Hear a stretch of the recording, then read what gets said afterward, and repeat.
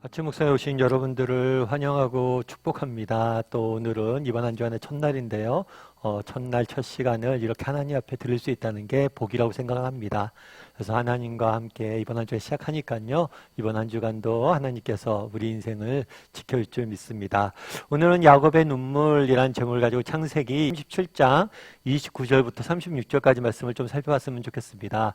우리 31절과 32절 말씀 같이 한번 읽어볼까요? 같이 읽도록 하겠습니다. 그들이 요셉의 옷을 가져다가 수점소를 죽여 그 옷을 피에 적시고 그의 채색 옷을 보내어 그의 아버지에게로 가지고 가서 이르기를 우리가 이것을 발견하였으니 아버지 아들의 옷인가 보소서 하매. 여기서 그들은 요셉의 형들이죠. 요셉의 형들이 요셉을 애굽의 노예로 팔게 됩니다. 그런 다음에 아버지에게 돌아오죠.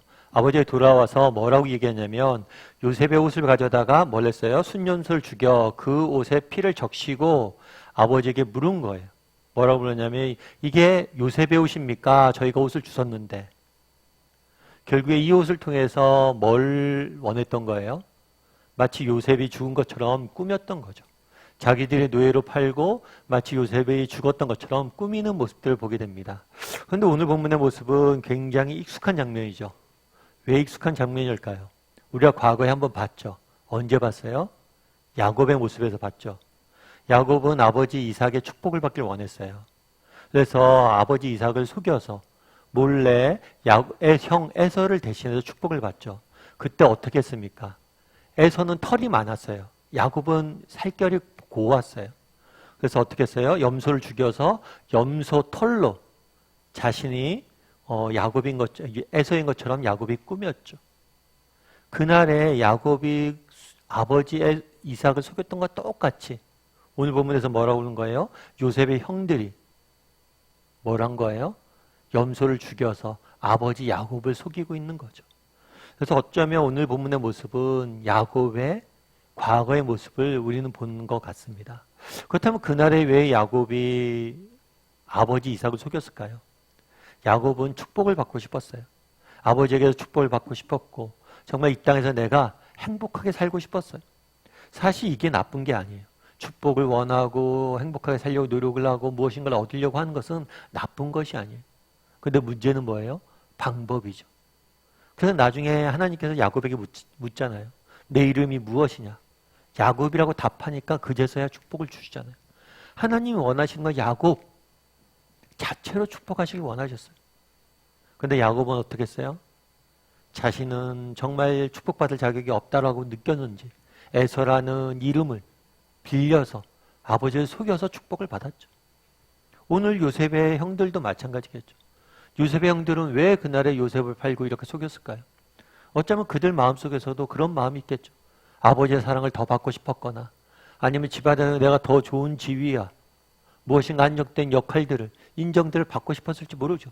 그런데 모든 사랑을 요셉이 독차지하니까 그것이 미웠던 것이겠죠. 어쩌면 보다 안정적인 지위를 차지하고 정말 아버지의 사랑을 받고 인정을 받고 정말 이런 것들은 나쁜 게 아니에요. 이런 소망들. 그런데 그 아버지가 했던 실수를 동일하게 하는 거죠. 아들들도. 뭐라는 거예요? 그 욕망들을 잘못된 방식으로 잘못된 방법으로 채우고 있는 모습들을 보게 돼요. 그 결과는 어땠어요?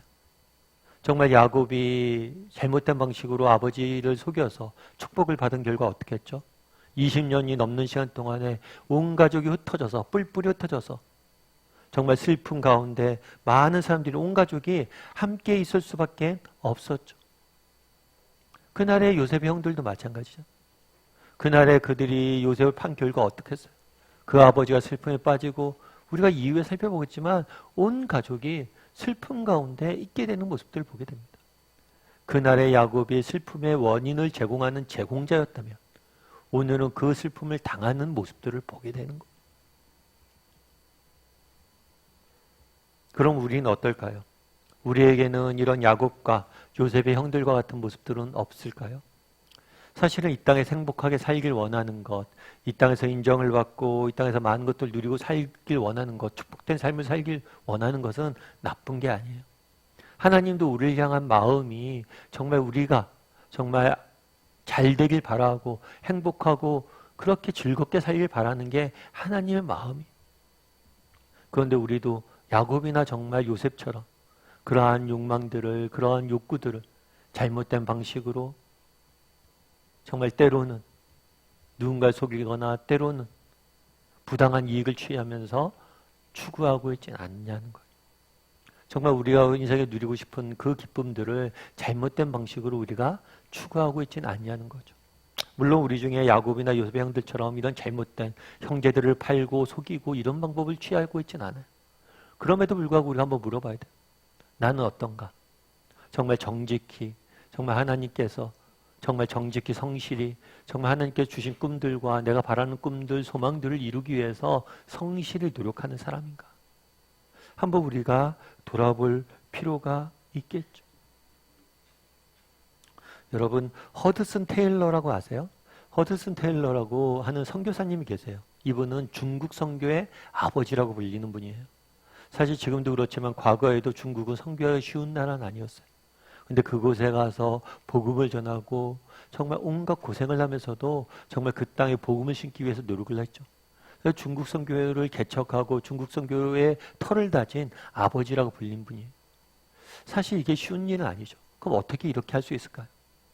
사실 우리나라 같은 경우에는 기독교 역사가 짧습니다.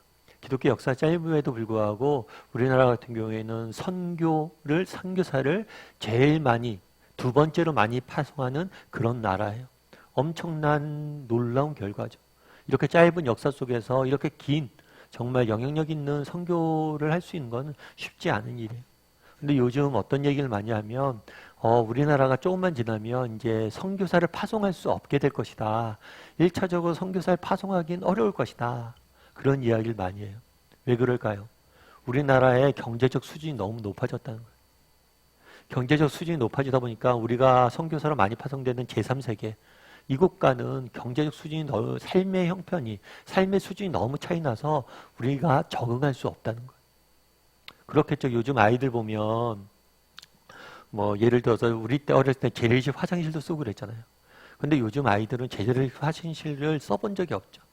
그래서 수련회나 아니면 학교에서 어디 갔을 때 화장실이 불편하면 화장실 자체 사용하지 않는다고 그러더라고요. 그만큼 정말 낙후된 환경에 적응해서 사는 건 쉬운 일이 아니에요. 허드슨 테일러도 마찬가지였어요. 그가 정말 선진국에 살다가 중국 같은 나라에서 사는 게 쉽지 않았죠. 그럼 어떻게 허드슨 테일러가 중국에서 이렇게 많은 열매를 맺을 수 있었을까요? 허드슨 테일러가 젊은 날 하나님께서 그에게 꿈을 줬어요. 어떤 꿈을 줬냐면 선교에 대한 꿈을 줬어요. 그러자 이 사람이 선교에 대한 꿈을 품자마자 뭘 했냐면 그 다음부터 마룻바닥에 잤대요. 침대에서 더 이상 잠을 자지 않고 마룻바닥에서 자기 시작한 거예요. 그냥 선교사가 된 게 아니에요. 그 전에 마룻바닥에 자면서 철저히 준비했기 때문에 정말 그 마음들 보고 하나님이 다 거두게 하신 거죠. 정말 우리가 어떤 꿈들을, 이상들을 갖는 건 나쁜 게 아닙니다. 정말 축복을 받고 정말 행복한 삶을 살려고 노력하는 꿈꾸는 건 나쁜 게 아니에요. 그런데 중요한 건 뭐예요? 그런 꿈이 있다면 그것을 위해서 오늘 정직히 성실히 뿌릴 수 있어야 돼요. 그랬을 때 하나님께서 그것들을 다 거두게 하시는 거예요. 야곱과 요셉의 형제들은 어땠습니까? 속임수라는 방법을 통해서, 잘못된 방법을 통해서, 동생을 위험에 빠뜨리는 방법들을 통해서 그것들을 얻으려고 그러죠. 그 결과 어땠어요? 한번 돌아봤으면 좋겠어요. 오늘은 나는 어떤가? 나는 정말 정직히 성실히. 우리 하나님 어떤 분이라고 얘기해요? 하나님은 업신여김을 받지 아니하노니 사람이 무엇이든지 뿌린 대로 거둘 것이다 라고 말씀하세요. 내가 오늘 성실히 정직히 하나하나 뿌리면 하나님께서 반드시 거두게 하실 것이다. 이런 믿음을 갖고 살아갈 수 있었으면 좋겠어요. 특별히 오늘은 이번 한 주간의 시작이잖아요. 이번 한 주간 시작하는데 우리가 직장에서, 가정에서 또 우리가 여러 가지로 섬겨야 되잖아요. 우리가 일해야 되잖아요. 그랬을 때 하나님이 내가 정직히 오늘 하루 살고 정직히 하나하나 뿌리면 언젠가 다 거두게 할 것이다. 그런 믿음을 가지고 한 주간 걸어갔으면 좋겠어요. 그래서 여러분이 속한 가정과 직장과 교회 공동체 내에서 작은 일 하나부터 성실히 감당하세요.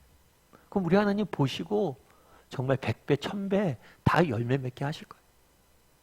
그런 믿음을 가지고 오늘 하루 이번 한 주간 시작할 줄 아는 저와 여러분이 되길 주님의 이름으로 소원합니다.